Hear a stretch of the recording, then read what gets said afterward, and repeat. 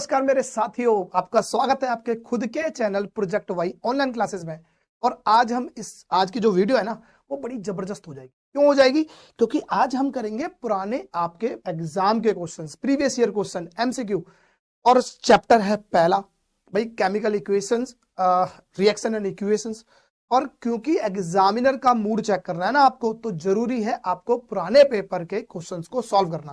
क्योंकि किस तरह से एग्जामिनर सोचता है, किस तरह से आपको जाल बिछाने की कोशिश करेगा एग्जामिनर, वो चीज आपको आनी चाहिए। तो आइए इसी स्वागत करते हैं अपने इस नए सेशन का और शुरुआत करते हैं अपने इस सेशन की।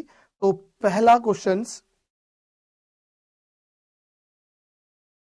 देखते हैं भाई। पहला क्वेश्चन क्या है कि if copper is kept open in air, it slowly lose its shining brown surface and gain a green coating।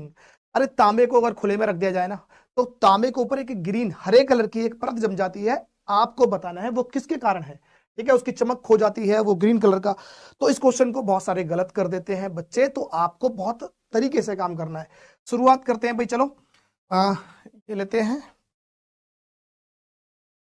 देखो भाई, हमारे पास होती है कॉपर, और कॉपर जब ऑक्सीजन के संपर्क में आएगी तो बना देगी भाई कॉपर ऑक्साइड, या इसे बोल सकते हैं कॉपर 2 ऑक्साइड। समझ में आया? तो यहां पर अब इतना जितना भी समझ में आया होगा, इतने देर में तो आप क्या करोगे, टिक लगा दोगे डी वाले को आंसर, और यहां पर हो जाएगा मामला गड़बड़। क्योंकि ये डी वाला आंसर नहीं होगा। क्यों नहीं होगा वो भी समझ लेते हैं। क्योंकि हमें यहां पर 4 ऑप्शन में से एक टिक मारना नहीं है, चीजों को समझना है। अच्छा, इतनी देर में क्या आएगा भाई, कॉपर ऑक्साइड हो गया। और कॉपर ऑक्साइड का मतलब सर कॉपर ऑक्साइड भी निकल रहा है और आप आंसर भी नहीं लगाने दे रहे। तब क्या होगा? देखो, जब इस कॉपर को हम जब एयर में छोड़ते हैं तो हमारे पास बनती है कॉपर ऑक्साइड, या बोल सकते हैं कॉपर 2 ऑक्साइड। और ये कलर कैसा होता है? ये होता है ब्लैक कलर का। कैसा कलर का? ब्लैक कलर का भाई, काले कलर का होगा। लेकिन आपको तो एग्जामिनर ने क्या पूछा है, ग्रीन कलर की कोटिंग। अब ये कैसे होगी? तो इसी को अगर हम बोलते हैं कॉपर के साथ जब ऑक्सीजन, साथ में एटमॉस्फेयर से कार्बन डाइऑक्साइड, और आपके पास मॉइस्चर जो H2O, जो ये, अच्छा ये लिक्विड नहीं है, ये क्या है, ये गैस बोल सकते हैं ना। अगर रिएक्शन करेंगी तब हमारे पास क्या आएगा? तब हमारे पास आएगा, एक तो आएगा कॉपर कार्बोनेट, और साथ में दूसरा मिलेगा कॉपर हाइड्रोक्साइड। ठीक है, ये दोनों कारण है भाई, कॉपर कार्बोनेट और कॉपर हाइड्रोक्साइड। ये बनाते हैं आपकी ग्रीन कलर की एक कोटिंग, इस पर, कॉपर पर। और ये भाई ये जो चीज है ना, ये है। तो आंसर होना चाहिए। इस बात को हम ऐसे भी लिख सकते हैं कि इन दोनों का मिक्सर होता है copper carbonate, not copper hydroxide. इन दोनों का मिक्सर होगा, वही होगी ग्रीन कलर की कोटिंग। क्या है बात आ गई समझ में? अगर आ गई है तो लगा दो निशान भाई। कॉपर कार्बोनेट और सर कॉपर हाइड्रोक्साइड तो नहीं एक साथ नहीं है, अलग अलग है। तो कॉपर कार्बोनेट दिखाई दे रहा है, और इस सवाल का आंसर हो जाएगा बी। आ गई बात? चलो अगला देख लेते हैं। अगला क्वेश्चन है भाई, यहां पर लिखा है in a double displacement reaction. Double displacement reaction का क्वेश्चन है, such as the reaction between sodium sulphate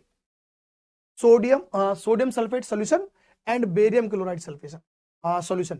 अब भाई सोडियम सल्फेट, अब पहले लिख लेते हैं भाई सोडियम सल्फेट। तो मैं लिखा Na और SO4, बस इतना लिखेंगे। अभी इतने देर में जज नहीं कर लेना है कि सर गलत लिख दिया सही लिख दिया।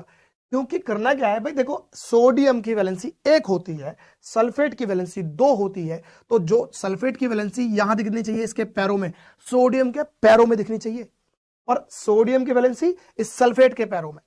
तो अब इसकी 2 है भाई, 2 है तो यहां दिखा दो। ठीक है, याद नहीं करना है, सब कुछ आसान है, बस आपको समझने की जरूरत है। यहां पर लिख दिया भाई। अच्छा, इसकी सोडियम की तो 1 होती है, तो 1 लिखने का कोई फायदा नहीं है, क्योंकि बात तो एक उतनी होती है ना।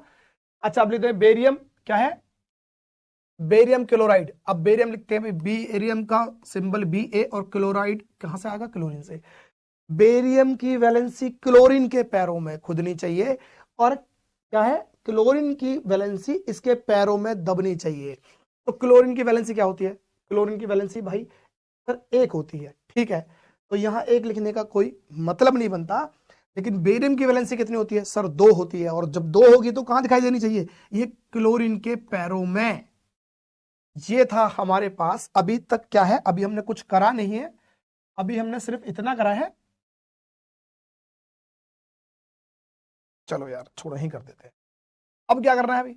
अभी तो इसकी हमने इक्वेशन निकालनी है। अच्छा, ये डबल डिस्प्लेसमेंट रिएक्शन का मतलब क्या होता है? डबल डिस्प्लेसमेंट रिएक्शन का मतलब है भाई आयंस चेंज हो जाते हैं एक दूसरे से चेंज। अब कैसे भाई? सोडियम पे वैलेंसी होती है क्या? पॉजिटिव। तो मैं बोल दूंगा कटाइन होता है क्या? क्योंकि जिन पर वैलेंसी पॉजिटिव उन्हें हम एक नाम से बोलते हैं, वैलेंसी क्या, आयंस के बारे में बात करें तो कटाइन। क्या लिखेंगे? कटाइन। और जिनकी वैलेंसी अगर नेगेटिव या जिन पे चार्ज नेगेटिव होता है उन्हें हम क्या बोलते हैं? अनायन। तो कटाइन, क्योंकि सोडियम पर क्या चार्ज होता है? पॉजिटिव चार्ज होता है, इसलिए हम क्या लिखेंगे? कटाइन। सल्फेट पे क्या चार्ज होगा भाई? ये होगा नेगेटिव चार्ज होता है, तो अनाइन लिख देंगे। बेरियम पे कटाइन, और क्लोराइन पे, क्लोराइड या क्लोरीन बोल दो, इस पे होगा चार्ज नेगेटिव, तो हो जाएगा अनाइन। इतनी बात समझ में आई? अब करना क्या है? अब आपको इनको रिप्लेस करना है, इसका कटाइन इसके अनाइन के साथ और इसका अनाइन इसके कटाइन के साथ। तो देखते हैं कटाइन किसके साथ बनाएगा भाई? अनाइन के साथ। तो कटाइन में क्या है? सोडियम, मैं लिख देता हूं सोडियम। और यहां पर क्या है? क्लोरीन। फिर से दोबारा से काम करेंगे कि सोडियम की वैलेंसी क्लोरीन के पैरों में दिखाई देनी चाहिए और क्लोरीन की वैलेंसी सोडियम के पैरों में दिखाई देनी चाहिए। ठीक है, तो इसकी वैलेंसी 1। सर 1 कोई लिखने का फायदा है? नहीं। सोडियम की वैलेंसी 1, क्लोरीन की वैलेंसी भी 1, कोई फर्क नहीं पड़ता, ऐसे ही छोड़ दो। अब दूसरा, अगर हम अब देखते हैं भाई, ये तो खत्म भाई, सोडियम और क्लोरीन का काम खत्म हो गया। अब रह गया बेरियम और सल्फेट। तो बेरियम का ले लेते हैं Ba और सल्फेट का ले लेंगे SO4। ठीक है, और अब देखते हैं भाई बेरियम की वैलेंसी 2 यहां पर दिखनी चाहिए और सल्फेट की वैलेंसी 2, तो दोनों की 2-2 वैलेंसी है, तो इसका मतलब काम खत्म, कुछ लिखने की जरूरत ही नहीं है। ये आपकी इक्वेशन हो गई। डबल डिस्प्लेसमेंट की आपकी क्या थी? ये रिएक्शन था। साथ में जो ये बेरियम सल्फेट है ना भाई, ये बेरियम सल्फेट एक प्रेसिपिटेट के रूप में आएगा। Precipitate, precipitate. ठीक है, ये प्रेसिपिटेट क्या होता है? इनसॉल्युबल सॉलिड्स होता है ना, जो किसी सॉल्यूशन में घुलता नहीं है वो। दूसरा, कलर कैसा रहेगा? तो कलर रहेगा इसका व्हाइट। क्या ये बात समझ में आई? कलर रहेगा व्हाइट, और ये प्रेसिपिटेट फॉर्म होता है बेरियम सल्फेट का। ये सोडियम क्लोराइड एक नमक है। अगर आप इनके स्टेट भी लिखना चाहोगे तो आप लिख सकते हो। ये क्या होता है? ये एक्वस है, ये एक्वस है, और ये भी एक्वस है, और ये होता है आपका सॉलिड। क्योंकि प्रेसिपिटेट सॉलिड होता है जो कि इनसॉल्युबल है, घुला ही नहीं है। घुल जाता तो एक्वस होता, घुला ही नहीं है तो क्या हो जाएगा? सॉलिड हो जाएगा। अब आते हैं आप सवाल के ऊपर कि हमारे सवाल में क्या क्या था, वही वो देख लेते हैं। देखा, exchange of atom take place. भाई एटम एक्सचेंज नहीं होते, उन पर रखे आयंस होते हैं ना, वो एक्सचेंज होते हैं। तो ये वाला तो मामला खत्म। Exchange of ion take place, ion क्या करेंगे? ये एक्सचेंज होंगे, बिल्कुल ठीक है। दूसरा लिखते हैं भाई, अ प्रेसिपिटेट, जो प्रेसिपिटेट है वो क्या होगा? इज प्रोड्यूस, बिल्कुल हो रहा है प्रेसिपिटेट, बेरियम सल्फेट के रूप में precipitate. Insoluble salt is produced, और इनसॉल्युबल सॉल्ट जो है वो भी प्रोड्यूस हो रहा है। और जब हो रहा है तो इसका मतलब ये भी सही हो जाएगा। मेरे पास कौन सा है भाई जिसमें ये तीनों होंगे? B, C and D. Answer हो जाएगा ए। आ गई बात समझ में? भाई आपको 4 में से एक टिक लगाने नहीं आया मैं आया हूं कि आपको पूरा कॉन्सेप्ट समझ में आए, जिससे कि अगर ये इस क्वेश्चन में कुछ और बदल दे इसी इक्वेशन को लेकर, तो आपसे वो भी आसानी से हो जाए। क्या देखते हैं भाई, जब हाइड्रोजन सल्फाइड गैस को कॉपर सल्फेट के नीले घोल में प्रभावित किया जाता है, तो कॉपर सल्फाइड एक काला अवक्षेपण, मतलब काला मतलब कि ये क्या है कि प्रेसिपिटेट है, फॉर्म करता है। तो लिख लेते हैं भाई हाइड्रोजन सल्फाइड लिखते हैं। पहले लिखेंगे हाइड्रोजन, फिर लिखेंगे सल्फाइड। ठीक है, फिर मैं बोलता हूं कि इसकी वैलेंसी, हाइड्रोजन की वैलेंसी क्या होगी? या इस पे चार्ज क्या होता है, प्लस का चार्ज होता है, वो आएगा यहां पर। और सल्फेट की वैलेंस सल्फेट पर जो चार्ज होगा वो क्या होगा, सल्फर पे चार्ज क्या होता है, वो 2 चार्ज होगा, तो इसलिए लिख देंगे यहां पर, ये होगा हाइड्रोजन सल्फाइड। फिर हम देखेंगे किसका, ये होगा हाइड्रोजन सल्फाइड। अब किसके करना है भाई, कॉपर सल्फेट के साथ, तो कॉपर सल्फेट लिखते हैं, कॉपर ये रहा और सल्फेट मेरे पास ये रहा। अब देखते हैं इस पे चार्ज होता है प्लस का 2, इस पे चार्ज होता है प्लस का 2, तो यहां पर क्या हो गया, कैंसिल आउट हो गया, कॉपर सल्फेट ऐसे ही छोड़ देंगे। और अब देखते हैं फिर से कि हाइड्रोजन पे चार्ज क्या रहेगा, प्लस का चार्ज है तो कैटाइन बोलूंगा, सल्फर पे क्या चार्ज होगा, नेगेटिव चार्ज है, अनाइन बोलूंगा, कॉपर पे चार्ज कैटाइन, इस पर अनाइन, एक दूसरे से एक्सचेंज कर दो, इस कैटाइन को इस अनाइन के साथ कंबाइन कर दो और इस अनाइन को इस कॉपर कैटाइन के साथ चेंज कर देंगे, तो भाई लिख दो, तो यहां से लिखूंगा कैटाइन हाइड्रोजन और ये क्या आएगा सल्फेट, ये हाइड्रोजन और यहां पर लिख दें सल्फेट SO4। ध्यान देना सल्फेट की वैलेंसी कहां दिखनी चाहिए, यहां दिखनी चाहिए, ठीक है। और अब इसकी बात करें सल्फर और कॉपर, तो कॉपर ये रहा और सल्फर कॉपर सल्फाइड, ये कॉपर जो सल्फाइड है भाई यही है वो ब्लैक कलर का प्रेसिपिटेट, किस कलर का, ब्लैक कलर का प्रेसिपिटेट, प्रेसिपिटेट। तो ब्लैक कलर का प्रेसिपिटेट है, डबल डिस्प्लेसमेंट रिएक्शन है। अब इसमें क्या क्या पूछ रहा, अच्छा आपसे पूछा क्या है कि भाई यहां पर एग्जाम्पल देना कौन सी रिएक्शन है, तो पहले ही समझ में आ गया डबल डिस्प्लेसमेंट रिएक्शन है, ऑप्शन नंबर डी। पर लेकिन सब चीज पता होना चाहिए कि भाई ब्लैक कलर का कौन सा वो है, ये रहा प्रेसिपिटेट, ठीक है। चलो और एक और क्वेश्चन, ये 2020 में पूछा है सीबीएसई एग्जाम में, क्या लिखा है, in which of the following the identity of initial substance remain unchanged, जो शुरुआत में जो सब्सटेंस रहा होगा इनमें से कौन सी प्रोसेस लागू हो जाए कि जिससे कि जो शुरुआत में जो सब्सटेंस था वो आज भी वैसे ही सब्सटेंस रहे। तो अगर देखें भाई कडलिंग ऑफ मिल्क का मतलब है भाई दूध से दही का जमाना, क्या जब दही जम जाती है क्या तब भी वो दूध रहता है, ये प्रोसेस हो जाए और उसके बाद भी दूध रहेगा क्या, क्या दूध की तरह पी सकते हैं दही को, भाई पी तो सकते हैं लेकिन क्या दूध रहेगा, वो दूध ही रहेगा, नहीं, दही अलग है दूध अलग है, तो ये अलग, खत्म। Formation of crystals by process of crystallization, या क्रिस्टल्स का फॉर्म होना, ये क्या है भाई, आंसर तो मैं बोल दूंगा यही है, ठीक है, लेकिन और बाकी और 2 ऑप्शनों को और चेक कर लेते हैं।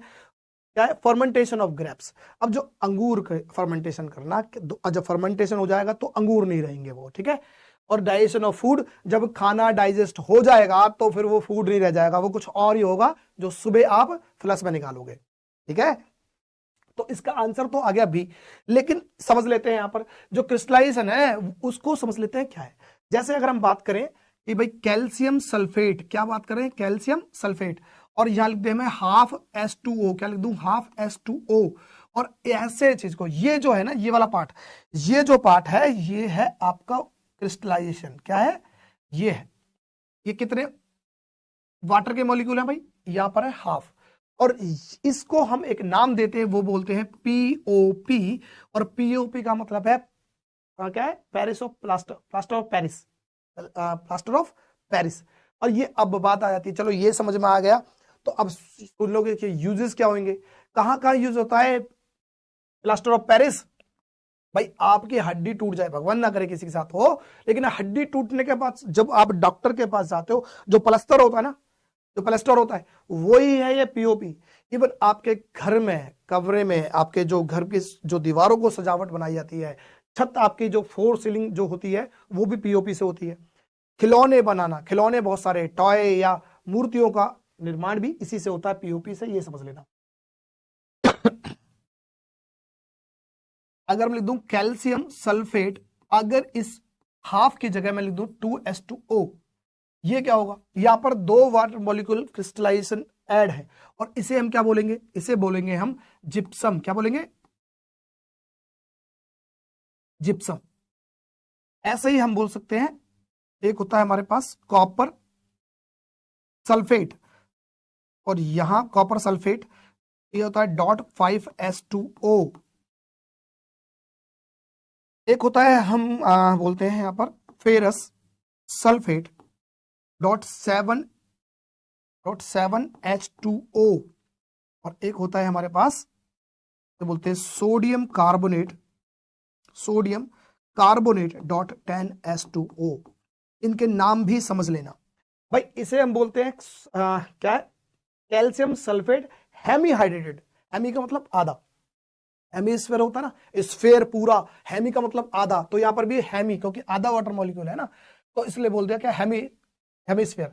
अब कुछ लोगों को लग रहा होगा सर आधा कैसे हो सकता है, क्योंकि कोई जो भी आप देख रहे हो पहली बार वो तो आपको एक दिखाई देगी, पता कैसे चलेगा आधा है। तो ऐसा होता नहीं है, हमने बना दिया है क्योंकि इसका मतलब है कि ये दो से था, या इसका मतलब ये था कि दो कैल्शियम सल्फेट के मॉलिक्यूल के साथ क्या था, एक मॉलिक्यूल था वाटर का, तो यहां से दो हटाया और यहां लगा दिया, कुछ ऐसा था। तो इसका एग्जैक्ट फॉर्मूला तो ये है, लेकिन फिर भी किताब में लिखा होता है तो समझ लीजिए पीओपी। इसे बोलते हैं क्या बोलते हैं, कैल्शियम सल्फेट हेमी हाइड्रेटेड। इसे बोलेंगे कैल्शियम सल्फेट, इसे बोलेंगे डाई हाइड्रेटेड। इसे बोलेंगे कॉपर सल्फेट 5 से तो penta hydrated, ferrous sulphate hepta hydrated, और सोडियम कार्बोनेट इसे बोलेंगे हम क्या, डेका हाइड्रेटेड। अब ये सोडियम सल्फेट जो होता है वो क्या, सोडियम कार्बोनेट क्या होता है, ये होता है आपका वॉशिंग सोडा। क्या होगा भाई, वॉशिंग सोडा, समझ लेना। इसकी कॉपर, अगर आप बोलते हैं कॉपर सल्फेट का कलर होता है ब्लू कलर का, किसका, ब्लू कलर का। ये अगर हम बात करें फेरस सल्फेट की, तो फेरस सल्फेट जो होता है भाई ऐसा होता है, देखो फेरस सल्फेट, और यहां पर था .7S2O। और अगर इसकी रिएक्शन करेंगे तो यहां लिख देता हूं इसके रिएक्शन को, एक मिनट यहां लिख देते हैं, ये आगे समझ में आ गया, ठीक है। ये लिख देता हूं फेरस सल्फेट .7S2O। जब इसे हम हीट देंगे तो हमारे पास होगा क्या, एक हो जाएगा हमारे पास फेरस, क्या हो गया, फेरस सल्फेट, और ये उड़ जाएगा पानी ऐसे 7S2O, ठीक है, ऐसे उड़ जाएगा। ये जो कलर है भाई, ये कलर कैसा था, ये कलर था ग्रीन, इसका ये था पूरे का क्या कलर है, ग्रीन, ग्रीन कलर का। और ये जो है पानी उड़ने के बाद, इस पानी उड़ने के बाद कलर हो गया किसका, इस वाले का हो जाता है व्हाइट कलर का। कैसा कलर का, व्हाइट कलर का। ये पानी उड़ गया, ठीक है। तो पानी उड़ने के बाद कैसा कलर हो जाएगा, व्हाइट कलर का। जब पानी निकल जाता है तो उसे बोलते हैं अनहाइड्रस। क्या बोलेंगे, अनहाइड्रस। तो ये था क्रिस्टलाइजेशन के ऊपर सवाल, आपका पहले ही निकल गया था, ऑप्शन बी था। लेकिन इस बात हमें ये नहीं है कि बी ऑप्शन निकालना है, सी निकालना है, उससे रिलेटेड जितनी भी इंफॉर्मेशन हो सकती है वो सब पता होनी चाहिए ना आपको, एग्जाम में क्या आ जाए, ठीक है।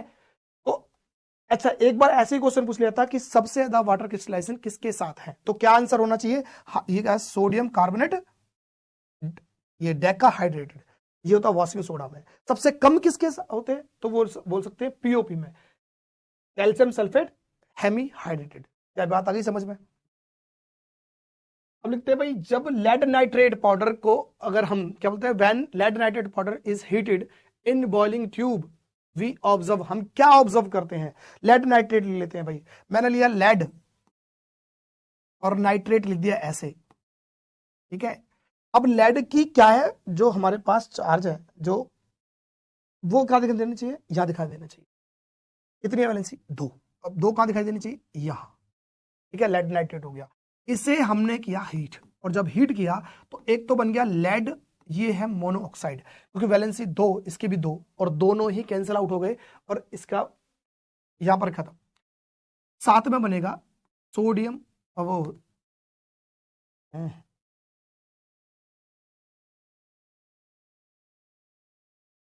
ये नाइट्रोजन डाइऑक्साइड, और साथ में बनेगा ऑक्सीजन, ठीक है, ये बन गया।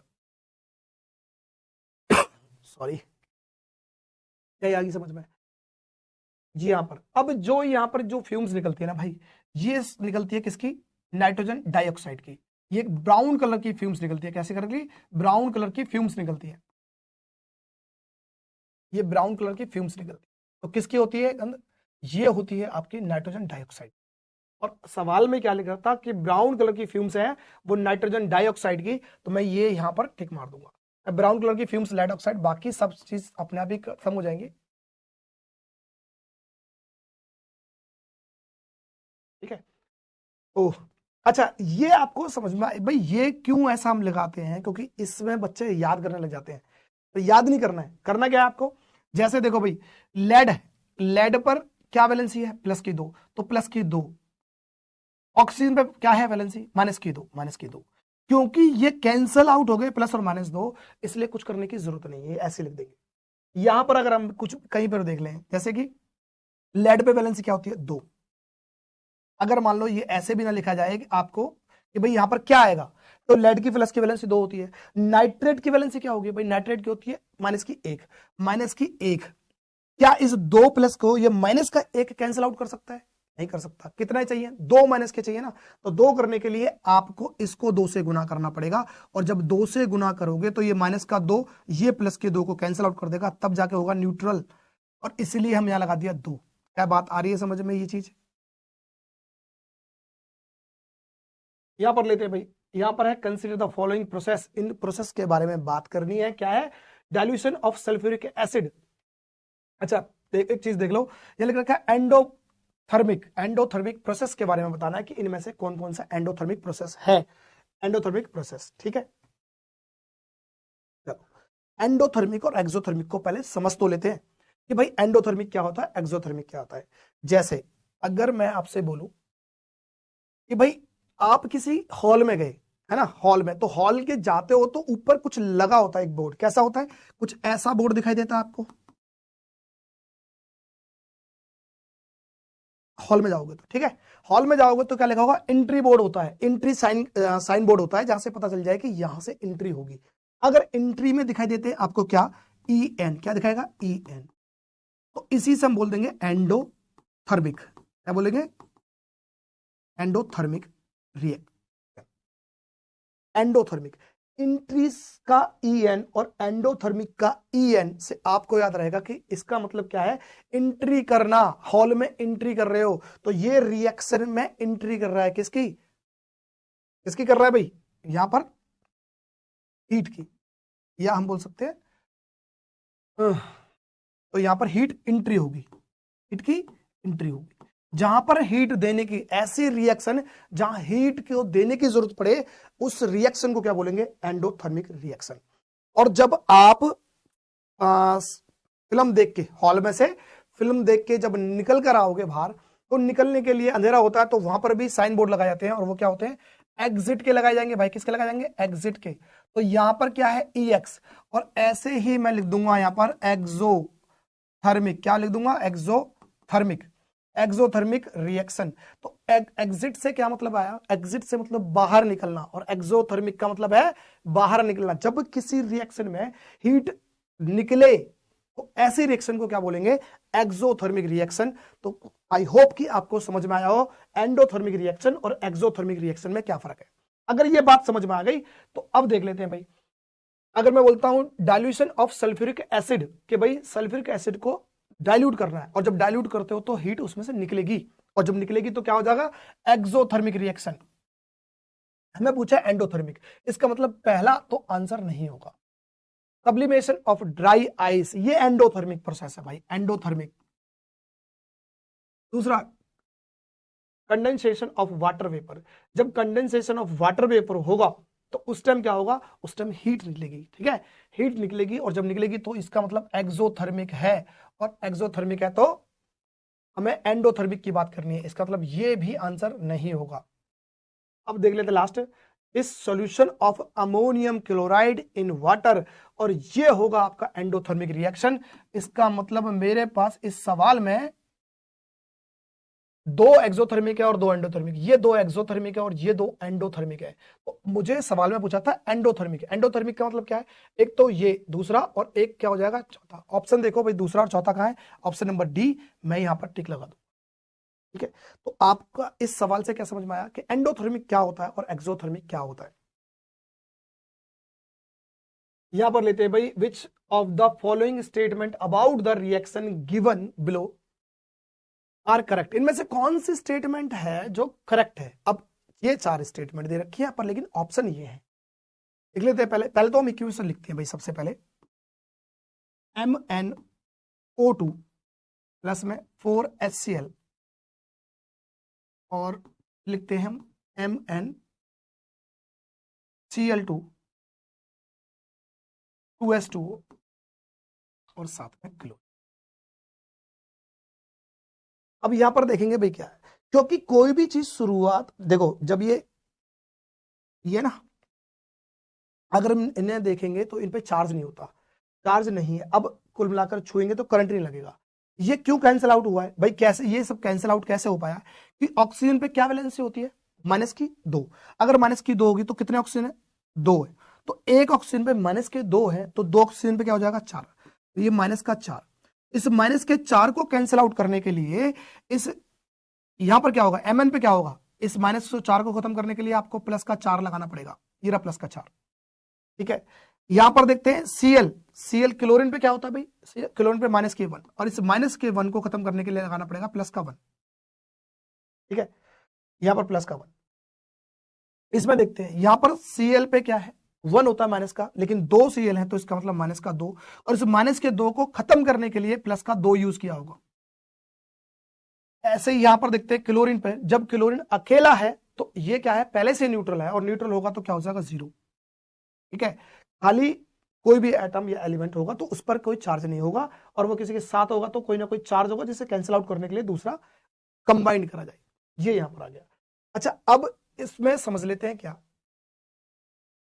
कि देखो भाई, अगर आपके पास नेगेटिविटी आ जाए, क्या होगा, बहुत सारे नेगेटिविटी आ जाए तो क्या होगा आपका, आप धीरे धीरे खत्म होते जाओगे। तो ऐसे हम बोल रहे हैं इलेक्ट्रॉन अगर किसी पे आ जाएंगे तो उसका हो जाएगा रिडक्शन, और अगर इलेक्ट्रॉन छोड़ दो, नेगेटिविटी छोड़ दो तो आप ठीक ठाक रहोगे, बहुत बढ़िया हो जाओगे।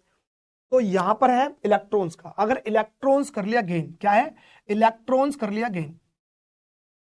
अगर इलेक्ट्रॉन का गेन किया है, अगर इलेक्ट्रॉन गेन किए हैं तो हो जाएगा क्या, उसका हो जाएगा रिडक्शन, रिडक्शन, ठीक है, उसका रिडक्शन हो जाएगा।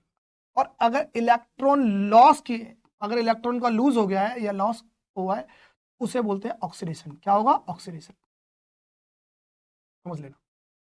अब यहां पर क्या हुआ, Mn को अगर मैं चेक करता हूं तो Mn यहां से गया और ये रहा, ध्यान देना। Mn के पास थे 4 पॉजिटिव, अब 4 पॉजिटिव से कितने हो गए, 2 पॉजिटिव हो गए। अगर किसी प्लस के 4 में से अगर आंसर फाइनल 2 आ रहा है पॉजिटिव का, इसका मतलब कहीं ना कहीं 2 माइनस हुआ है। और ये 2 माइनस कैसे आएगा, क्योंकि हमारे पास नेगेटिव क्या होता है, इलेक्ट्रॉन, तो इसका मतलब 2 इलेक्ट्रॉन आए होंगे, नेगेटिव लिए होंगे इसने, जब लिए होंगे तभी तो प्लस का आया। और जब इलेक्ट्रॉन आया है नेगेटिव तो इसका मतलब क्या है, इसका मतलब यहां पर है इलेक्ट्रॉन का क्या, गेन। तो गेन ऑफ इलेक्ट्रॉन क्या होगा, गेन ऑफ इलेक्ट्रॉन, इलेक्ट्रॉन्स। और जब गेन ऑफ इलेक्ट्रॉन्स होगा तो उसके बाद उससे क्या होगा, जब इलेक्ट्रॉन का गेन होगा तो हम उसे बोलते हैं रिडक्शन। क्या बोलेंगे, रिडक्शन। ये बात आ गई समझ में। तो हमने बताया ना, अभी बताया था कि जब इलेक्ट्रॉन का गेन होगा, जब इलेक्ट्रॉन आ जाएंगे तो रिडक्शन हो जाएगा, इलेक्ट्रॉन लॉस हो जाएंगे तो ऑक्सीडेशन। इधर आ जाते हैं भाई, इधर यहां पर Cl पे था माइनस और ये क्या हो गया, Cl यहां हो गया 0। कोई चीज माइनस की है आपके पास और उसका फाइनल रिजल्ट आ रहा है 0, तो इसका मतलब जब ही होगा जब ये प्लस का आया होगा। और प्लस का कैसे आ सकता है भाई, प्लस का आने का, देखो आने का कोई चांस नहीं है ना, प्लस तो नहीं आ सकता, लेकिन इलेक्ट्रॉन कम हो सकते हैं। जब इलेक्ट्रॉन कम होंगे तो प्लस अपने आप ही चार्ज हो जाएगा। तो इसका मतलब यहां पर क्या हुआ है, लॉस ऑफ इलेक्ट्रॉन। क्या हुआ है, लॉस ऑफ इलेक्ट्रॉन। और जब लॉस ऑफ इलेक्ट्रॉन हो जाएगा उसका मतलब क्या होता है, ऑक्सीडेशन। क्या होगा, ऑक्सीडेशन। क्या बात समझ में आएगी, यहां पर है ऑक्सीडेशन और रिडक्शन का मामला। अभी एक चीज और समझ लेते हैं कि यहां पर हमने समझा भाई ऑक्सीडेशन किसका हुआ है और रिडक्शन किसका हुआ है। रिडक्शन की बात करेंगे तो आंसर जो भी देना होगा ना, वो देना होगा हमें रिएक्टेंट साइड से। रिएक्टेंट साइड या अभिकारक, अभिकारकों में से हमारे पास कोई भी इक्वेशन होती है तो ये अगर मैं बात करता हूं इसमें, यहां कलर चेंज कर लेते हैं। अगर मैं कहता हूं इतना पार्ट, ये क्या पार्ट है भाई, इसे बोलते हैं हम प्रोडक्ट साइड। क्या बोलते हैं, प्रोडक्ट, प्रोडक्ट्स, ये है प्रोडक्ट्स। और अगर मैं इनकी बात करूं यहां से, ये होते हैं रिएक्टेंट। रिएक्टेंट, ठीक है, रिएक्टेंट साइड। अगर रिएक्टेंट्स हैं तो हमें जो भी आंसर देना होगा वो देना होगा रिएक्टेंट्स को देखकर, ठीक है, ये बात समझ में आ रही है, रिएक्टेंट्स को देख आंसर देना होगा रिएक्टेंट्स। और एक चीज और, अगर कोई ऑक्सीडाइज हुआ है तो वो ऑक्सीडाइज इसलिए हुआ है क्योंकि साथ वाले ने मदद की है, तो ऑक्सीडाइजिंग एजेंट हो जाएगा साथ वाला, क्योंकि वो ऑक्सीडाइज, अगर आप किसी को ऑक्सीडाइज किया है तो वो रिड्यूस होगा तब जाके आप ऑक्सीडाइज हुए, ठीक है। जिस तरह से एजेंट होते हैं ना, एलआईसी एजेंट, वो एलआईसी उनके पास होती है कंपनी की, वो बेचते हैं दूसरे को। तो यहां पर क्या है कि अब देख लेते हैं सवाल को। पहला बात, HCl is oxidized to Cl, oxidize क्या हुआ भाई, HCl देखते हैं भाई, HCl ने क्या, यहां HCl की बात हो रही थी तो क्या हुआ है, ये लॉस ऑफ इलेक्ट्रॉन हुआ है और Cl2 के लिए हुआ है, और जब लॉस ऑफ इलेक्ट्रॉन होगा तो क्या ऑक्सीडेशन हो जाएगा, तो ये वाला सही हो गया क्या, HCl is oxidize to Cl, ठीक है, बहुत बढ़िया। क्योंकि हमने क्या करना है, रिएक्टेंट साइड से देना है, रिएक्टेंट साइड क्या है, HCl है, और इसका ऑक्सीडेशन हो गया, ठीक है। Mn2 इज रिड्यूस्ड, Mn2 कहां है भाई, ये रहा, ये रिड्यूस्ड हुआ है किसके लिए,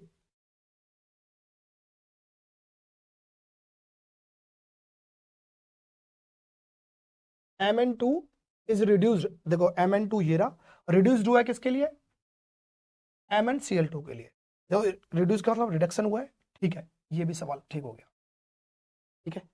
लिखते हैं MnCl2 act as an oxidizing agent, ये देखना भाई MnCl2 कहां है भाई, MnCl2 इधर है भाई, और इधर से हमें प्रोडक्ट साइड आ गया, हमें प्रोडक्ट साइड से कोई मतलब ही नहीं है, आंसर जो देना होगा वो इधर से देना होगा, हम देखेंगे जरूर इधर को, लेकिन अगर आंसर पूछा है किसका ऑक्सीडाइज हुआ है तो यहां से बात करेंगे, किसका रिडक्शन हुआ है यहां से, किसका ऑक्सीडेशन हुआ है यहां से, रिएक्टेंट साइड से, तो ये खत्म हो गया यहां पर।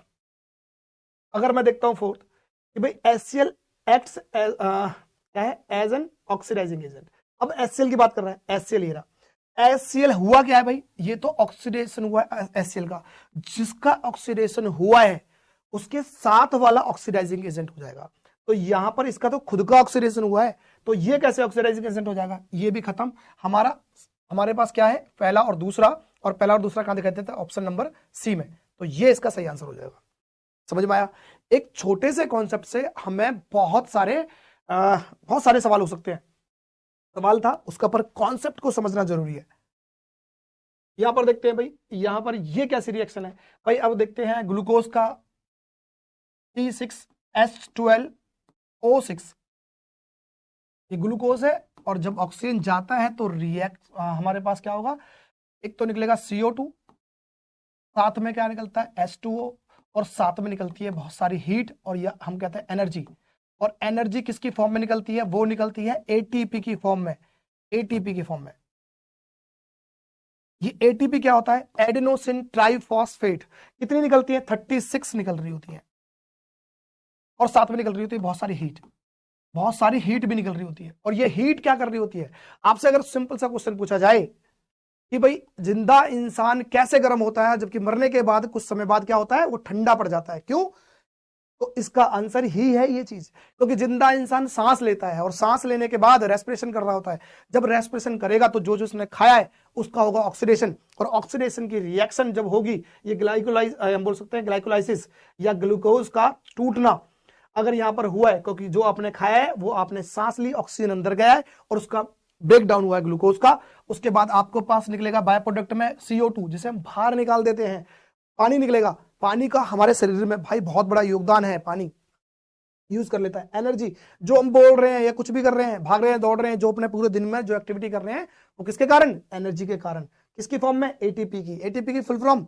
एडिनोसिन ट्राइफॉस्फेट 36, और हीट निकल रही होती है, वो हमारे शरीर को टेम्परेचर, आपने देखा होगा 37 के आसपास हमारा टेम्परेचर होता है, वो 37 डिग्री सेल्सियस वो टेम्परेचर हमेशा रहता है, क्यों, क्योंकि हमारे शरीर में बहुत सारी प्रोसेस हो रहा है, और हर सेकंड में तो ये हो रहा है सब कुछ, हम सांस ले रहे हैं, टूट रहा है, और हीट निकल जा रही है। अगर ब्लड ना होता, ब्लड हमारे क्या कर रहा है, उसको टेम्परेचर को, बॉडी के टेम्परेचर को मेंटेन रख रहा है, और वो शरीर से बाहर निकालता है। इसलिए जैसे ही हमारे ब्लड में कहीं इंफेक्शन आता है और वो अपना काम करना बंद कर देता है, जिससे हीट बाहर नहीं निकल पाती, और क्या होता है, हमें बुखार आ जाता है। आपने याद करना जब डॉक्टर के पास जाते हो आप बुखार होने के बाद, क्योंकि बुखार सबको होता है, सबको हुआ होगा, तो जब डॉक्टर के पास जाते हैं तो बुखार की एक दवाई देता है, और दवाई लेने के बाद कुछ देर बाद क्या होता है, बहुत सारा पसीना आता है, और जैसे ही पसीना आया आप ठीक हो गए। क्या मतलब, जो शरीर के अंदर हीट रुकी हुई थी उसे वो बाहर निकाल दिया दवाई ने, आपका इन्फेक्शन ब्लड का ठीक हो गया। अच्छा अच्छा, अभी सर्दियों का मौसम है तो सर्दियों से ले लेते हैं, समझ लेते हैं। जब आप सर्दी लगती है तो आप लेते हो कंबल या फिर लेते हो रजाई, और रजाई कंबल लेते हो तो क्या क्यों लेते हो भाई, क्योंकि आपको ठंड से बचना है। तो जब आपने कंबल रजाई उठाए तो वो ठंडे थे या गर्म थे, वो ठंडे थे, और लेकिन कुछ समय बाद क्या होता है, वो गर्म हो जाते हैं। वो क्यों होते हैं भाई, जैसे आपने उसे ओढ़ा, आपके शरीर से हीट निकल रही थी, बाहर निकल रही थी भाई, है ना, अंदर रहेगा तो बुखार हो जाएगा, तो शरीर से बाहर निकल रहा होता है। हीट जब बाहर निकल रही थी क्योंकि कंबल या आपने कुछ ओढ़ लिया, तो वो हीट अंदर अंदर क्या होगी, अंदर अंदर ट्रैप हो जाएगी, और जब अंदर ट्रैप हो जाएगी तो वो कंबल या रजाई होगी, वो आपके खुद की बॉडी से निकली हुई हीट के कारण होता है, ना कि उस कंबल या उसकी रजाई का हीट होती है। अगर ऐसा होता तो जो कंबल उठाते ना शुरू में, तो वो क्या होता, वो गर्म होता। तो इस सवाल में यहां पर क्या है भाई, ये हमारे पास एक तो एक्सोथर्मिक रिएक्शन है, क्यों, क्योंकि यहां से हीट निकल रही है। तो एक्सोथर्मिक कहां है भाई, exothermic reaction option number C, exit. अभी समझा ना, एग्जिट से, एग्जिट, तो एग्जिट से क्या होगा, एक्सोथर्मिक, तेरा ये ऐसे याद करना।